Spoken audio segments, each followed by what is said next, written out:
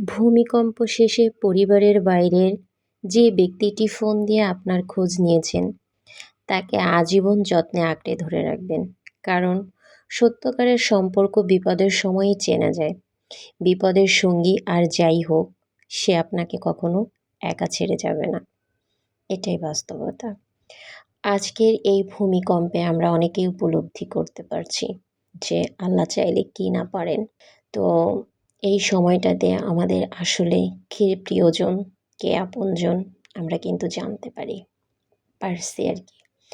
যাই হোক গাইস, তো এটাই জাস্ট আপনাদের সাথে একটু শেয়ার করলাম। আর হচ্ছে আজ উত্তরাঞ্চলের খুব ফেমাস একটা খাবার, সেটাও আজ আপনাদের সাথে একটু শেয়ার করব।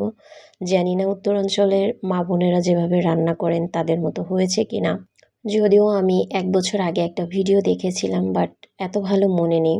তো আমার মনে হয় এই খাবারটার সাথে যদি আমরা উত্তরাঞ্চলের বিরিয়ানি বলে মেবি এটাকে, যদি মাংস ব্যবহার করি মানে বিরিয়ানির মতো, সেটাও খুব মজা হবে।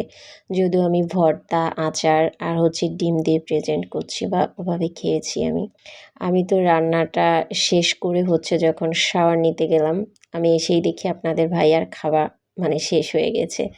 মানে সেন্টে নাকি তার ক্ষুধা লেগে গেছে।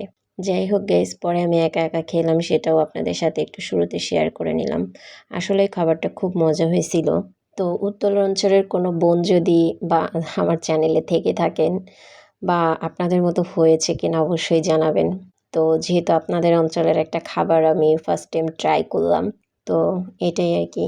তো গাইজ, যে যেখান থেকে দেখছো প্লিজ ভিডিওটা ভালো লাগলে লাইক, কমেন্ট, শেয়ার করে অন্যকে দেখার সুযোগ করে দিবে এবং আমার চ্যানেলটি সাবস্ক্রাইব করে দিবে। আল্লাহ হাফেজ, আসসালামু আলাইকুম।